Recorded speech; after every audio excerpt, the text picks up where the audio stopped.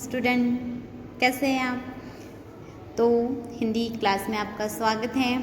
आज हम हिंदी का लेसन नंबर 4, अब लेसन नंबर मतलब पाठ क्रमांक 4। तो पाठ क्रमांक 4 कैसे होगा ये, क्योंकि यह दूसरी इकाई का पाठ क्रमांक 4 है। ठीक है, तो इस हमारे पाठ क्रमांक का नाम 4 का नाम है बालिका दिवस। अब बालिका दिवस जैसे गांधी जयंती हम मनाते हैं 2 अक्टूबर को, है ना। चाचा नेहरू का जन्मदिन मनाते हैं हम 14 नवंबर को। ठीक है, और मतलब टीचर्स डे मतलब डॉक्टर सर्वपल्ली राधाकृष्णन का जन्मदिन हम टीचर्स डे के दिन मनाते हैं कब, 5 सितंबर को। वैसे ही सावित्रीबाई जो फुले हैं, तो सावित्रीबाई फुले का जन्मदिन 3 जनवरी को बालिका दिवस के रूप में मनाया जाता है। तो इस पाठ में हम बालिका दिवस क्या है और क्यों ये बालिका दिवस मनाते हैं, इसके बारे में हम पढ़ने वाले हैं। तो आप देख रहे हैं यहाँ पर कुछ लड़के लड़कियाँ दिखाई दे रहे हैं, है ना। तो इन सब में बातें होती हैं और उन्हीं का यहाँ कन्वर्सेशन दिया गया है। तो हम अपने पाठ को शुरुआत करेंगे। ठीक है, तो आप ध्यान से सुनेंगे, मैं एक्सप्लेन करके देती हूँ। बालिका दिवस ब्रैकेट में लिखा है, सब बच्चे दुर्वा के घर खेलने के लिए एकत्रित हुए। सब बच्चे यानी जितने भी बच्चे हैं, यहाँ पे जितने भी बच्चों का नाम आएगा ये सभी के सभी कहाँ पे उपस्थित होते हैं, दुर्वा के घर खेलने के लिए उपस्थित होते हैं। वहाँ चाचा जी और बड़े भैया भी है। कहाँ पर, दुर्वा के घर पे चाचा जी और बड़े भैया भी है। तो क्या होता है, दुर्वा कहती है सृष्टि आज तो हम दुर्वा कहता है सृष्टि आज तो तुम बहुत बन ठन कर आई हो। दुर्वा किसे कह रहा है कि सृष्टि नाम की एक लड़की है, उसे कहते हैं कि तुम आज तो बहुत बन ठन कर आई हो। बन ठन कर मतलब सज संवर कर अच्छे से तैयार होकर आई हो। तब सृष्टि कहती है आज 3 जनवरी बालिका दिवस है ना। तो सृष्टि क्या कहती है कि आज कितनी तारीख है, आज 3 जनवरी है। अभी जनवरी आने वाला है महीना, तो वो 3 जनवरी है और आज कौन सा दिवस है, बालिका दिवस है। अब सृष्टि भी बालिका थी मतलब लड़की थी, इसीलिए सज संवर कर आई हुई थी। तब प्राची कहती है अरे हाँ, कल बहन जी ने बताया था कि सावित्रीबाई फुले का जन्मदिन बालिका दिवस के रूप में मनाया जाता है। तब प्राची नाम की जो लड़की है वो कहती है अरे हाँ, याद आया कि कल स्कूल में बहन जी मतलब टीचर ने बताया था कि क्या है, जो सावित्रीबाई फुले है, सावित्रीबाई फुले है, इनका जन्मदिन बालिका दिवस के रूप में मनाया जाता है। तब चाचा जी कहते हैं सावित्रीबाई फुले महाराष्ट्र की या भारत की प्रथम शिक्षिका मानी जाती है। क्योंकि मेरी बुक में यहाँ महाराष्ट्र लिखा है, बहुत बच्चों के बुक में भारत भी लिखा हो सकता है, तो आपको कंफ्यूज नहीं होना है, चाहे वो महाराष्ट्र हो या फिर भारत हो। आपको याद रखना है कि महाराष्ट्र और भारत की पहली शिक्षिका कौन थी, सावित्रीबाई फुले थी। अपने पति महात्मा ज्योतिबा फुले के साथ मिलकर उन्होंने लड़कियों के लिए पुणे में पहली पाठशाला शुरू की थी। तो चाचा जी क्या बताते हैं कि सावित्रीबाई फुले महाराष्ट्र की या भारत की पहली शिक्षिका थी। उन्होंने अपने पति के साथ, उनके पति का नाम क्या था, ज्योतिबा फुले, महात्मा ज्योतिबा फुले, इन्होंने अपने पति के साथ मिलकर पुणे में लड़कियों के लिए पहली पाठशाला शुरू की थी। तो आपको क्वेश्चन आ सकता है भारत की या महाराष्ट्र की पहले शिक्षिका कौन थी। तो भारत या महाराष्ट्र की पहले शिक्षिका सावित्रीबाई फुले थी। सावित्रीबाई के पति का नाम क्या था, सावित्रीबाई के पति का नाम महात्मा ज्योतिबा फुले था। फिर इसी पे क्वेश्चन बनेगा महात्मा ज्योतिबा फुले की पत्नी का नाम क्या था। तो महात्मा ज्योतिबा फुले की पत्नी का नाम सावित्रीबाई था। फिर और एक क्वेश्चन इसी लाइन में कि महात्मा ज्योतिबा फुले और सावित्रीबाई फुले ने मिलकर कहाँ पर लड़कियों के लिए पाठशाला शुरू की थी। तो महात्मा ज्योतिबा फुले और सावित्रीबाई फुले ने मिलकर पुणे में लड़कियों के लिए पाठशाला शुरू की थी। समझ गए यहाँ तक के। उसके बाद है जीशान कहता है आजकल तो लगभग सभी लड़कियाँ पाठशाला जाती है। तो जीशान कहता है कि आजकल मतलब अभी के समय में सभी की सभी लड़कियां पाठशाला जाती है ना। आपके भी क्लास में देखना बहुत सारी लड़कियां हैं, ऐसे गिनी चुनी नहीं है जैसे कि 50 लड़के हैं तो 2 लड़कियां, ऐसा नहीं है। अगर 50% लड़के हैं तो 50% लड़कियां भी होती है, ठीक है। पढ़ाई लिखाई और अन्य क्षेत्र में भी खूब आगे है। तो जीशान कहता है कि आजकल सभी लड़कियां क्या है, स्कूल जाती है और पढ़ाई लिखाई में तो ही नहीं, वो अन्य क्षेत्र में भी बहुत आगे होते हैं। कौन? लड़कियां। जरूरी नहीं है कि सिर्फ पढ़ने लिखने में आगे होगी। आप देखेंगे हर एक क्षेत्र में आपको अभी लड़कियां दिखाई देती है। मंत्र कहता है हाँ, आज समाज सेवा, शिक्षा, विज्ञान, संगीत, प्रशासन, शोध कार्य, खेलकूद आदि क्षेत्र में लड़कियां आगे बढ़ रही है। तो मंत्र नाम का एक जो लड़का है वो कहता है कि हाँ, हमने देखा है समाज सेवा मतलब सोशल वर्क में भी महिलाएं आगे बढ़ रही है। आपने देखा होगा समाज सेवा में सरोजनी नायडू है ना, पंडिता रमाबाई, अभी आप यूट्यूब पर देखेंगे सिंधुताई सपकाळ, यह सब क्या है, समाज सेविका है, ठीक है। तो इन क्षेत्रों में लड़कियां हैं। उसी के साथ साथ यहाँ दिया है शिक्षा के क्षेत्र में। तो शिक्षा के क्षेत्र में आप देख रहे हैं आपकी एक टीचर जो पढ़ा रही है वो भी एक क्या है, लड़की ही थी, मतलब महिला है ना। स्कूल के प्रिंसिपल्स होती है, बड़े बड़े पोस्ट पे पिछले समय हमारे डिस्ट्रिक्ट की कलेक्टर होके भी एक महिला ही गई है ना। फिर भी कुछ समय पहले एसपी भी एक महिला ही आई थी। मतलब हर एक पोस्ट पे, यानी चाहे छोटी से लेके बड़ी बड़ी पोस्ट पे, मतलब प्रशासन यूपीएससी एमपीएससी लेवल तक के लड़कियां पहुंच गई है। उसी के साथ साथ विज्ञान के क्षेत्र में कल्पना चावला को आप सभी लोग जानते होंगे है ना, जिन्होंने अंतरिक्ष में उड़ान भरते हुए जब वो रिटर्न आ रही थी तो उनकी डेथ हो गई थी।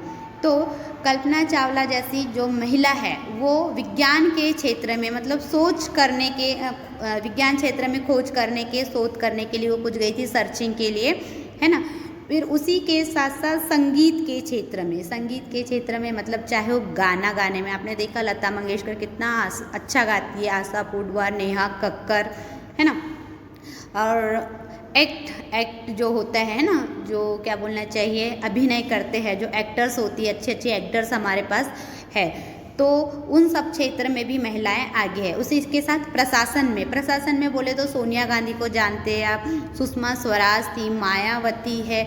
आप देखेंगे आपके गाँव यानी शहर में भी क्या है, बहुत सारे प्रभाग में महिलाएं पार्षद है ना।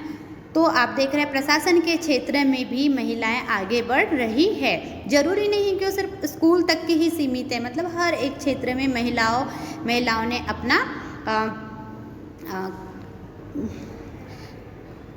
क्या बोलना चाहिए उसको, वर्चस्व बुलंद करके रखा है। फिर उसके बाद शोध कार्य, बहुत सारी महिलाएं साइंटिस्ट भी बन गई है।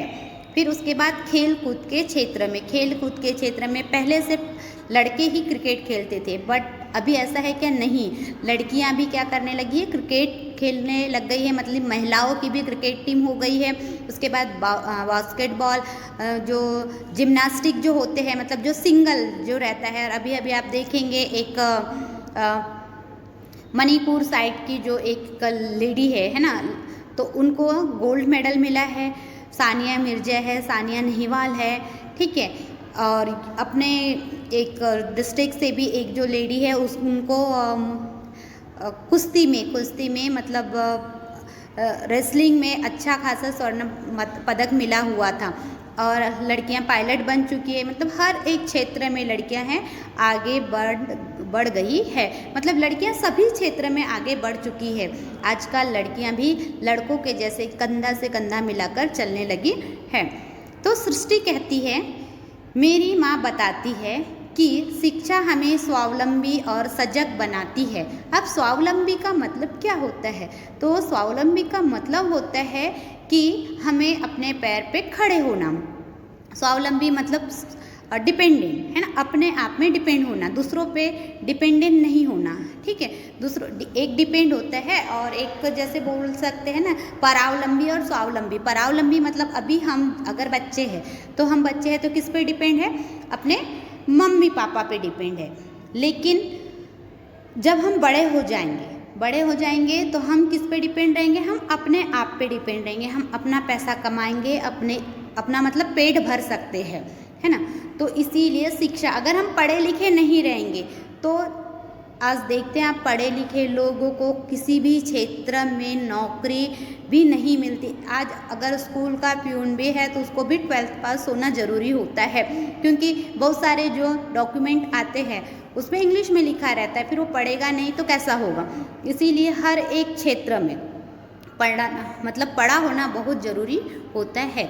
तो इससे हमें यह पता चलता है कि शिक्षा हमें स्वावलंबी बनाती है। स्वावलंबी मतलब हमें जो कमाई करने का जरिया है वो शिक्षा के माध्यम से ही मिलता है। मतलब ऐसा नहीं कि शिक्षा पढ़ लिए तो आपको पैसे मिलने लगेंगे। पैसे कमाने के लिए हमें क्या होगा, थोड़ा सा हाथ पैर को भी हिलाना पड़ेगा, मतलब कुछ तो भी काम हमें करना होगा। ठीक है, फिर उसके बाद भैया कहते हैं, कहा जाता है एक लड़की शिक्षित होती है तो पूरा परिवार शिक्षित होता है। भैया कह रहे हैं कि अगर एक लड़की शिक्षित होती है तो पूरा परिवार शिक्षित होता है। यह कैसे?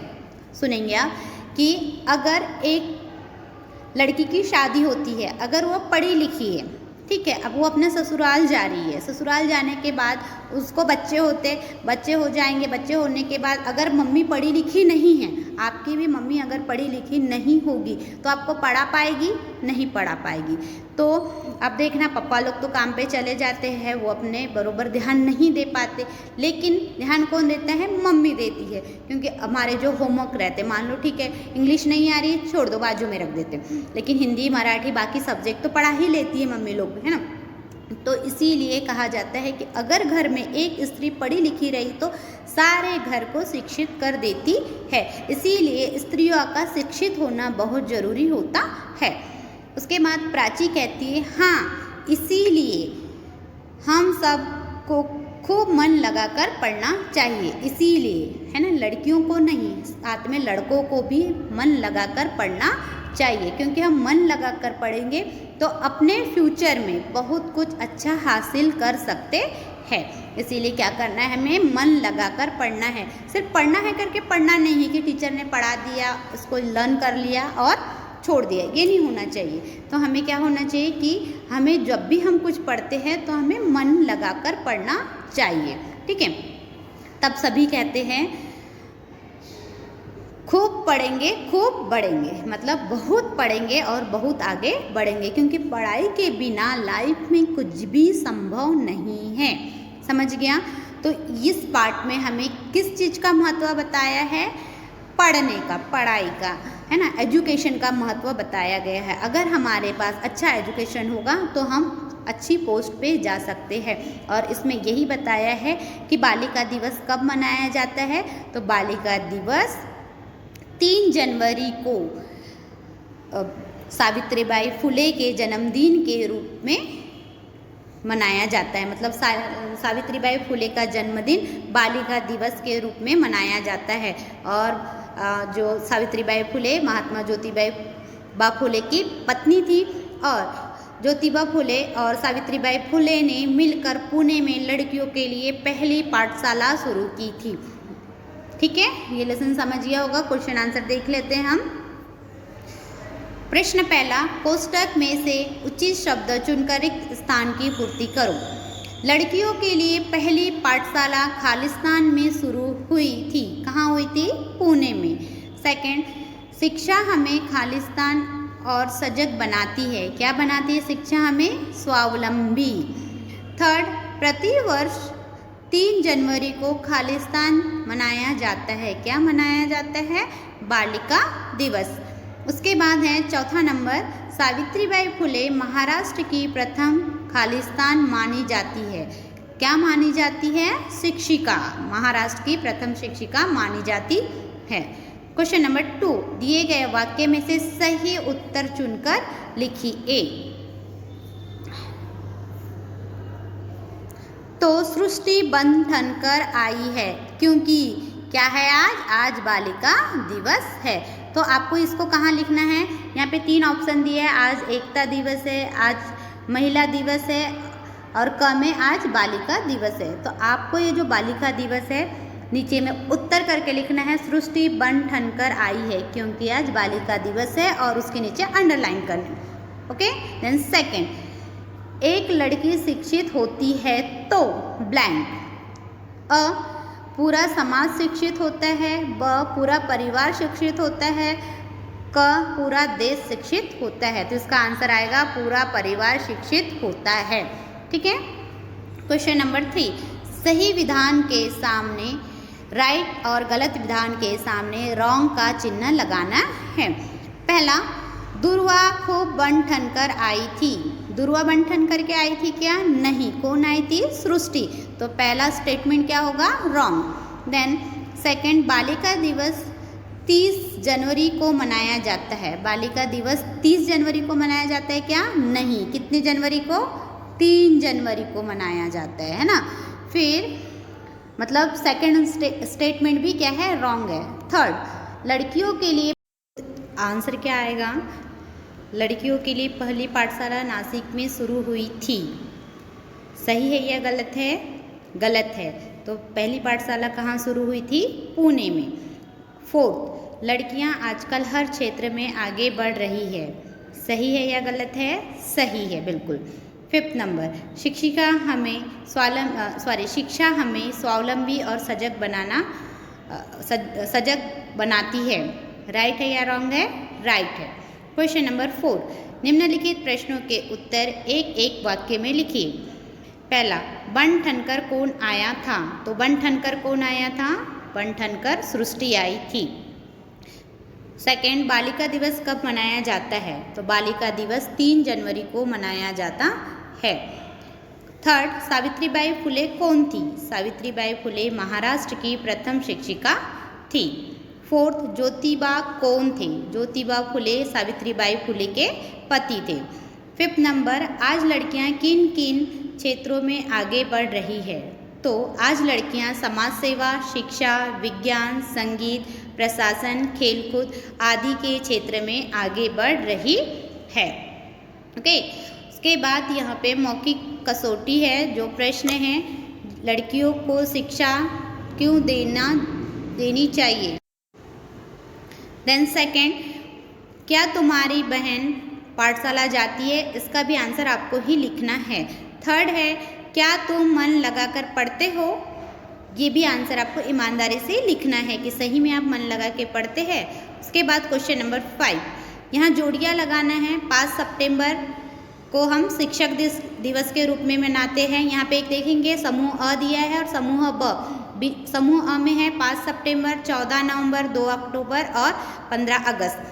जबकि समूह ब में है स्वतंत्रता दिवस, गांधी जयंती, शिक्षक दिवस और बाल दिवस।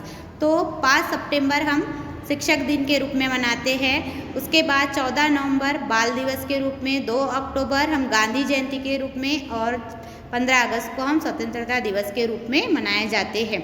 तो आपको मैंने लेसन भी अच्छे से एक्सप्लेन कर दिया है, क्वेश्चन आंसर भी हो गए हैं। आप अपनी कॉपी में ठीक से लिख लेंगे। नेक्स्ट लेसन में हम फिर से मिलेंगे। Okay, bye, take care, have a good day.